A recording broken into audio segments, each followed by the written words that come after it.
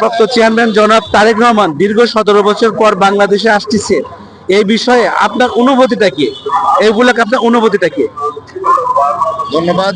আমরা নয়, শুধু সারা বাংলাদেশের মানুষই একটি উৎকণ্ঠার মধ্যে ছিল তাদের প্রিয় নেতা বিএনপির ভারপ্রাপ্ত চেয়ারম্যান তারেক রহমান সাহেব কবে আসবেন।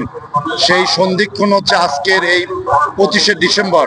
আমি মনে করি বাংলাদেশের 18 কোটি মানুষের ঐক্যের প্রতীক আমাদের প্রিয় নেতা তারেক রহমান বাংলাদেশে আলহামদুলিল্লাহ ইতিমধ্যে উনি সিলেটে এসে অবতরণ করেছেন, ওখান থেকেই ঢাকাতে আসবেন।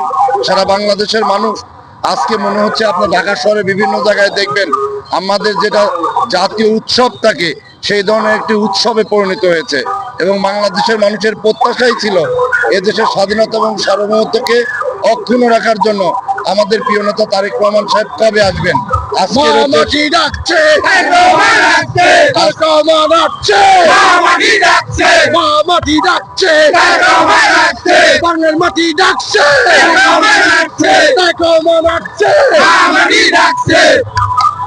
সেই জন্য আমরা সবাই আনন্দিত, উদ্ভাসিত, যার কারণে সারা বাংলাদেশের 64 জেলা থেকে হাজার হাজার লক্ষ লক্ষ নেতা কর্মীর আজকে জনসমুদ্রে আপনার পরিণত হয়েছে।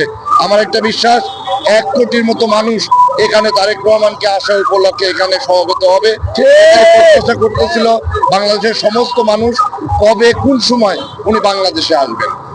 আপনি এইটার সঙ্গে আমরা সবাই ঐক্যমত যে আজ থেকে 10 বছর 15 বছর আগে দেশনেত্রী বেগম খালেদা জিয়া, আন্দালিব রহমান পার্থ সহ বাংলাদেশের বিভিন্ন রাজনীতিবিদ কিন্তু এই ফ্যাসিস্ট হাসিনার সময় বারবার বলেছিল যে তারেক রহমান যেদিন বাংলাদেশে আসবে সেদিন এয়ারপোর্টে কোটি কোটি মানুষের সমাগম ঘটবে। আজকে কিন্তু সেই জিনিসটি হয়েছে।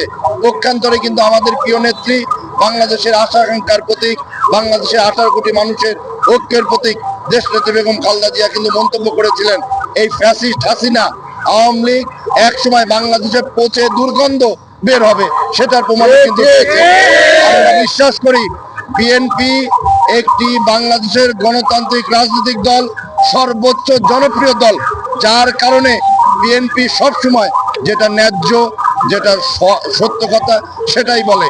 তারেক রহমানের আসার ব্যাপারে 17 বছর কিন্তু ফ্যাসিস্ট সরকার বাধা দিয়েছেন, কিন্তু বাংলাদেশের 5ই আগস্টের পরে বাংলাদেশের জনগণের ঐক্যবদ্ধতার কারণে কিন্তু আজকে এটা সম্ভব হয়েছে।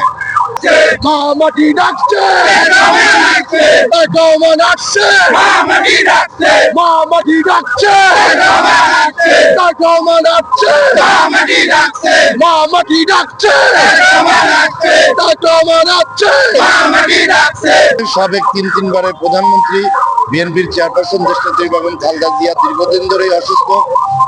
হঠাৎ করে তার শারীরিক অবস্থা খুবই খারাপ পর্যায়ে পৌঁছাইছিল।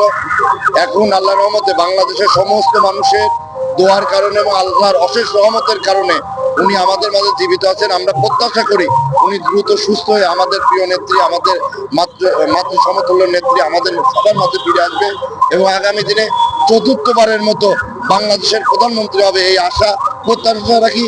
সেই সঙ্গে আজকে আমরা এখানে যারা রয়েছেন সমস্ত মানুষের কাছে আবারও আমরা দোয়ার আর্জি জানাই আমাদের প্রিয় নেত্রীর জন্য সুস্থ হয়ে আমাদের মাঝে ফিরে আসে। এটা পরিলক্ষিত করেছেন যে দেশনেত্রী বেগম খালেদা জিয়া বাংলাদেশে 18 কোটি মানুষের ঐক্যের প্রতীক। কে কর্ম কোন দল করলো, কোন ধর্ম বর্ণ গোত্র এটা নয়, বাংলাদেশের যে অবিসংবাদিত নেত্রী, আপসীন নেত্রী এবং গণতন্ত্র এবং স্বাধীনতা সার্বভৌমত্ব ঐক্যের প্রতীক হচ্ছে দেশনেত্রী বেগম খালেদা জিয়া। দেশনেত্রী বেগম খালেদা জিয়া শুধু বিএনপির নেত্রী নয়, আমি মনে করি বাংলাদেশের সমস্ত মানুষের নেতৃত্ব দিচ্ছেন উনি। বাংলাদেশের সমস্ত রাজনৈতিক দল যার পর আস্থা রাখে সেই নেত্রীটির নাম হচ্ছে আমাদের প্রিয় নেত্রী দেশনেত্রী বেগম খালেদা জিয়া।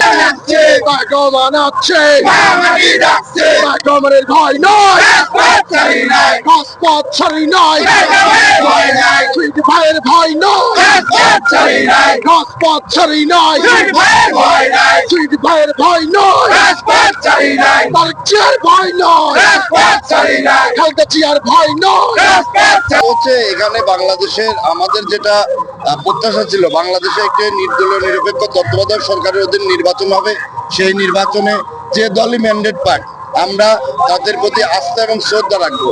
কোনো একটি দল যে দলটি ইতিমধ্যে বাংলাদেশের মানুষ বুঝতে পেরেছে এটা হচ্ছে একটা পরগেছা টাইপের দল। এই দলের নিজস্ব কোনো ভাবমূর্তি নেই।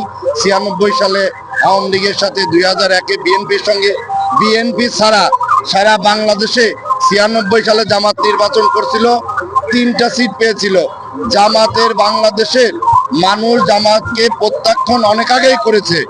এবারও এমন ভাবে এই দেশের মানুষকে নিয়ে, ইসলামকে নিয়ে, ধর্মকে নিয়ে যে ধরনের কর্মকাণ্ড জামাত এই 5ই আগস্টের পরে বাংলাদেশের মানুষের মধ্যে যেটা প্রচার হয়েছেন, ইনশাল্লাহ আমি মনে করি বাংলাদেশের মানুষ ভোটের মাধ্যমে, ব্যালটের মাধ্যমে তাদেরকে প্রত্যাখ্যিত করবে এবং বাংলাদেশের মানুষ যে আগামী দিনে ভোট হবে, ইনশাল্লাহ সারা বাংলাদেশে বিএনপির প্রতিটি আসনে জয় জয়কার হবে।